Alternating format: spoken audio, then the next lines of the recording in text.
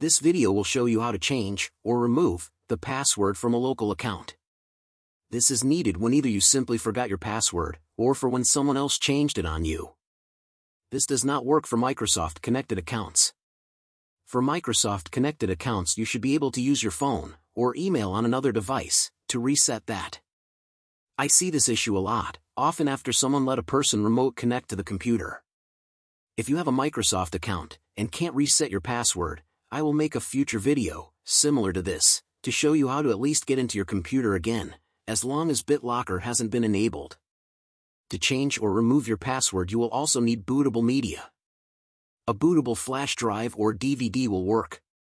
If you don't have one, then you will need to use another computer to make one. I will be using a bootable copy of Windows 10 in this video. I will be restarting the computer from the login screen. On most computers, you could also press a key during power on self-test, to select bootable media. For most Dell computers it is F12, for HP it is often F9, for MSI motherboards F10 or F11, for Intel F10, and too many more to list.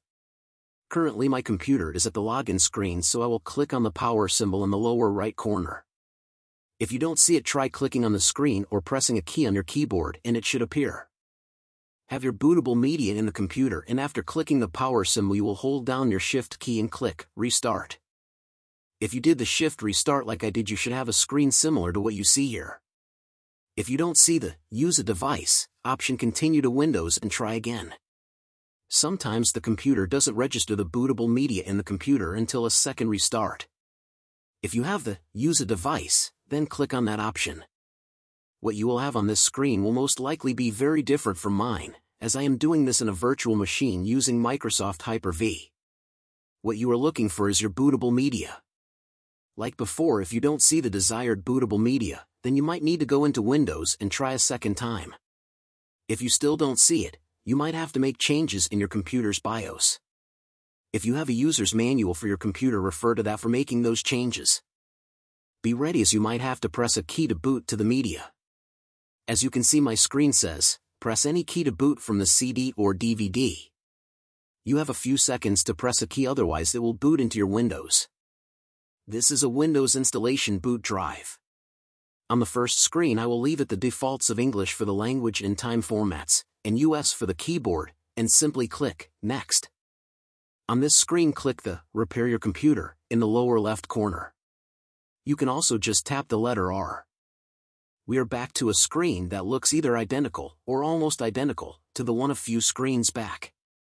The difference is, since we are now booting to other media than the internal drive, we will not have to provide a password on one of the upcoming screens. On this screen you need to click Troubleshoot. In the Advanced Options screen, click the Command Prompt option. Now you should be in a command prompt, and if you are using a similar boot to mine, you will most likely have AX:sources prompt. We need to change to the drive that has the Windows directory. Most of the time this is going to be the C drive, but you'll need to verify, which we will get to next. To change to the C drive, simply type C: and press Enter. To verify that we are on the right drive, we will get a directory.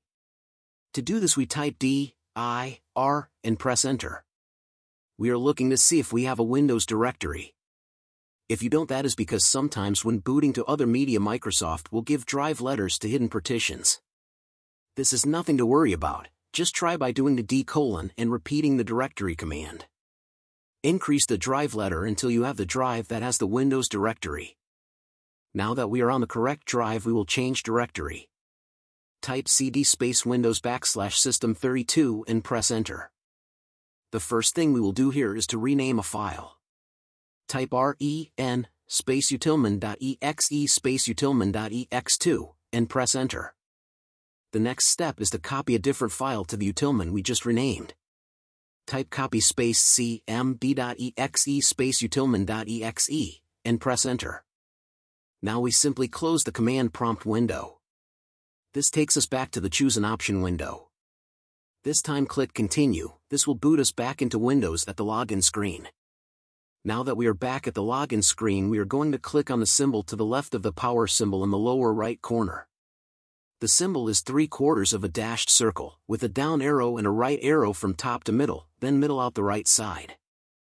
This symbol would normally load the ease of access utility in Windows, but we have changed so it will load a command prompt. Here at the command prompt we are going to use the net command. We didn't use it while we were in repair mode because we were not loaded to the windows with the user that we need to modify. Type net space user and press enter. This gave us a list of all users in this copy of Windows. There are some user accounts that are always there, so we will be ignoring the administrator, default account, guest, and .exe utility account. In our case the relevant user is VM. To change the password for VM, type net user VM new password. If your username has spaces in it you will need to enclose it in quote marks. I will make mine simple. Net user VM ABC. I now can log into the user VM account with my new password. I will close the command prompt and type my new password to get into Windows. That does it for changing the password. We are back in Windows. Now I will log back out so I can show you how to remove the password instead. We are back at the login screen. You will click on the screen to bring up the user and password prompt if necessary. Now, like before, we will click on the ease of access icon in the bottom right next to the power symbol. Now at the command prompt, since I remember the username I want to remove the password for, I will skip the first step of getting a list of users and go straight to the removal process. This time type net user username asterisk. So for me it is net user VM asterisk. I get a prompt to type a password for the user. Just press enter. Now we are prompted, retype the password to confirm. Again just press enter. You have now removed the password for that user.